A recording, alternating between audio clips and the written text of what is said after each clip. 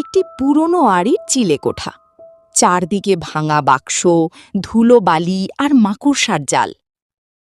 বাইরে ঝমঝম করে বৃষ্টি পড়ছে আর বিদ্যুৎ চমকাচ্ছে। বল্টু হাতে একটা চিলেকোঠায় কিছু একটা খুঁজছে।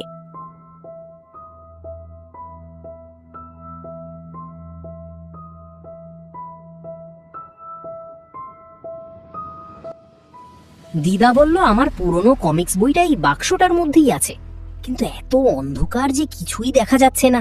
হঠাৎ ঘরের এক কোণ থেকে একটা অদ্ভুত আওয়াজ এলো। কে কে ওখানে? ইঁদুর নাকি?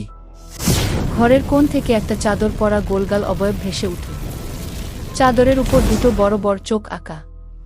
সেটা হলো ভম্বল ভূত। সে ববকে ভয় দেখানোর চেষ্টা করছে। আমি এই বাড়ির 100 বছরের পুরনো ভূত ভম্বল। আমি তোকে কাঁচা চিবিয়ে খাবো।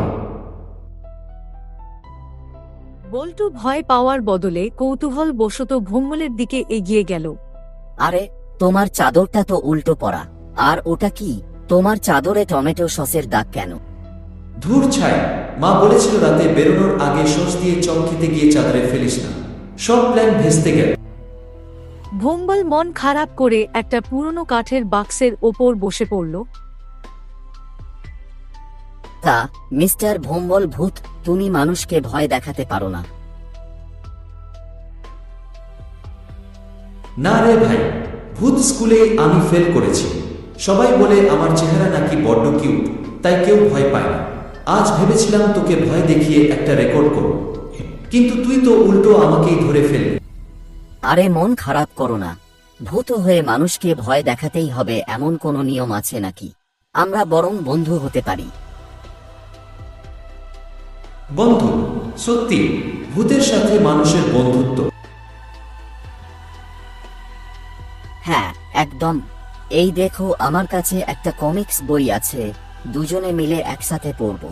আর কাল রাতে তোমাকে আমার দিদার হাতের গরম গরম লুচি আর আলুর দম খাওয়াবো।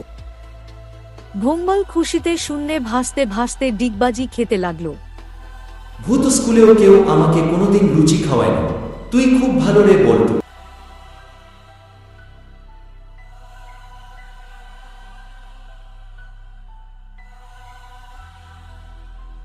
বাইরে বৃষ্টি কমে এসেছে। বল্টু আর ভম্বল ভূত পাশাপাশি বসে কমিক্স বইটা দেখছে। বল্টু, একটা কথা বলবো, মানুষেরা কিন্তু ভূতেদের চেয়ে অনেক বেশি মজার হয়। আর ভূতেরা যে এত কিউট হয়, সেটা আমি আজ প্রথম জানলাম।